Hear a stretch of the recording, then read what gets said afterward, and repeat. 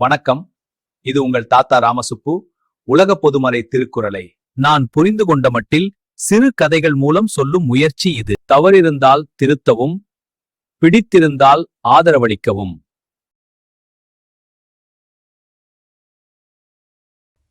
அழகிய சோழபுரத்து அரண்மனையின் பெரிய அரசவையில் மன்னர் இளஞ்செழியன் அரியணையில் அமர்ந்திருக்கிறார். அமைச்சர்களும் மக்களும் அவரை சுற்றி நின்று நாட்டின் நலம் குறித்து பேசிக் கொண்டிருக்கிறார்கள். மன்னர் அனைவரின் கருத்துகளையும் மிகுந்த கவனத்துடனும் அமைதியுடனும் கேட்டுக்கொண்டிருக்கிறார். மன்னரின் தம்பியான இளவரசன் செங்கண்ணன் அரண்மனை பாதையில் வேகமாக நடந்து வருகிறான். அவனுடைய முகம் மிகுந்த கோபத்துடனும் ஆணவத்துடனும் காணப்படுகிறது. அரண்மனை காவலர்கள் அவனைக் கண்டு அஞ்சி தலைவணங்கி வழிவிடுகிறார்கள். நகரத்தின் முக்கிய சந்தையில் நெல் வணிகர் சோமு என்பவர் தன் கடையில் அமர்ந்து வியாபாரம் செய்து கொண்டிருக்கிறார். அங்கு வரும் இளவரசன் செங்கண்ணன் சோமுவிடம் வரிப்பணத்தை விட கூடுதல் தொகையை கேட்டு மிரட்டுகிறான். வணிகர் சோமு கைகளை கூப்பி தன்னிடம் அவ்வளவு பணம் இல்லை என்று கெஞ்சுகிறார். கோபமடைந்த இளவரசன் செங்கண்ணன் வணிகர் சோமுவின் நெல் மூட்டைகளை கீழே தள்ளிவிடுகிறான். வணிகரின் கடையையும் அங்கிருந்த பொருள்களையும் தன் வாளால் வெட்டிச் சேதப்படுத்துகிறான். சுற்றியிருக்கும் மக்கள் இதைக் கண்டு பயந்து நடுங்கி ஒதுங்கி நிற்கிறார்கள். பாதிக்கப்பட்ட வணிகர் சோமு அழுது கொண்டே மன்னர் இளஞ்செழியனின் அரசவைக்கு நீதி கேட்டு வருகிறார். அவர் மன்னரின் முன்னால் மண்டியிட்டு தனக்கு நேர்ந்த அநீதியை விவரித்து கூறுகிறார். அரசவையில் இருந்த அமைச்சர்கள் அனைவரும் இந்தச் செய்தியைக் கேட்டு அதிர்ச்சியடைகிறார்கள். தன் தம்பி செய்த குற்றத்தை கேட்ட மன்னர் இளஞ்செழியனின் முகம் கவலையிலும் வருத்தத்திலும் ஆழ்கிறது. ஒருபுறம் தம்பியின் மீதான பாசமும் மறுபுறம் நீதியின் கடமையும் அவர் மனதில் போரிடுகின்றன. எனினும் அவர் தன் உணர்ச்சிகளை கட்டுப்படுத்திக் கொண்டு விசாரணையை தொடங்க ஆணையிடுகிறார். மன்னரின் கட்டளைப்படி முதன்மை அமைச்சர் குலசேகரன் இந்த வழக்கை பற்றி ஆராயத் தொடங்குகிறார். அவர் சம்பவ இடத்திற்குச் சென்று சாட்சிகளிடம் விவரங்களை சேகரிக்கிறார். நடுநிலையான விசாரணையை மேற்கொள்வதில் அமைச்சர் மிகுந்த கவனம் செலுத்துகிறார். அமைச்சர் குலசேகரன் சந்தையிலிருந்த பிற வணிகர்களிடமும் மக்களிடமும் தனித்தனியாக பேசுகிறார். இளவரசன் செய்த அநீதியை மக்கள் பயமின்றி அமைச்சரிடம் விரிவாக கூறுகிறார்கள். இந்த அனைத்து சாட்சியங்களும் இளவரசனுக்கு எதிராகவே அமைகின்றன. அமைச்சர் குலசேகரன் அரண்மனைக்கு திரும்பி தான் திரட்டிய சான்றுகளை ஓலைச்சுவடியில் எழுதுகிறார்.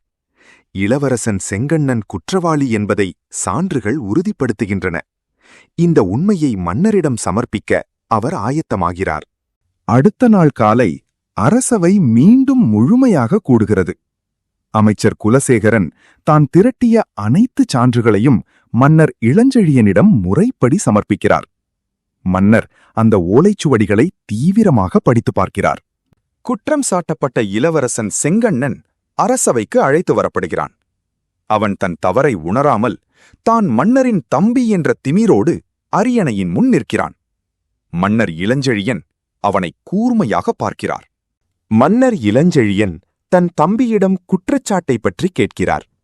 செங்கண்ணன் தன் மீதான குற்றச்சாட்டை மறுக்காமல் அலட்சியமாக புன்னகைக்கிறான். தான் இளவரசன் என்பதால் தனக்கு தண்டனை கிடைக்காது என்று அவன் நம்புகிறான். மன்னர் இளஞ்செழியன் நாட்டின் சட்ட புத்தகங்களை எடுத்து ஆராய்கிறார். சட்டத்தின் முன் அனைவரும் சமம் என்ற விதியை அவர் தன் மனதிற்குள் நினைத்து பார்க்கிறார். பாசத்தை விட நீதியே பெரியது என்ற முடிவுக்கு மன்னர் வருகிறார். அரசவையிலுள்ள சில முதிய அமைச்சர்கள் மன்னரிடம் இளவரசனை மன்னித்து விடுமாறு மெதுவாக கூறுகிறார்கள். தம்பியின் மீதான பாசத்தால் மன்னர் தன் கடமையிலிருந்து தவறிவிடுவாரோ என்று மக்கள் அஞ்சுகிறார்கள். ஆனால் மன்னரின் முகத்தில் உறுதியும் நேர்மையும் மட்டுமே நிலவுகிறது. மன்னர் இளஞ்செழியன் அரியணையிலிருந்து எழுந்து நின்று தன் இறுதித் தீர்ப்பை கூறத் தொடங்குகிறார். அரசவை முழுவதும் அமைதி நிலவுகிறது. அனைவரும் மன்னரின் வார்த்தைகளை கேட்க காத்திருக்கிறார்கள். மன்னர் எந்தவித தயக்கமுமின்றி பேசுகிறார். இளவரசன் செங்கண்ணன் செய்த குற்றம் நிரூபிக்கப்பட்டுள்ளது. எனவே அவனுக்கு சாதாரண மனிதனைப் போலவே தண்டனை வழங்கப்படும் என்று மன்னர் அறிவிக்கிறார். வணிகர் சோமுவின் நஷ்டத்திற்கு 10 மடங்கு அபராதத்தை இளவரசனின் சொந்த பணத்திலிருந்து வழங்க உத்தரவிடுகிறார்.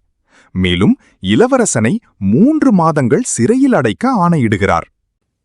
காவலர்கள் இளவரசன் செங்கண்ணனின் கைகளில் விலங்கிட்டு அவனை அரசவையிலிருந்து அழைத்துச் செல்கிறார்கள்.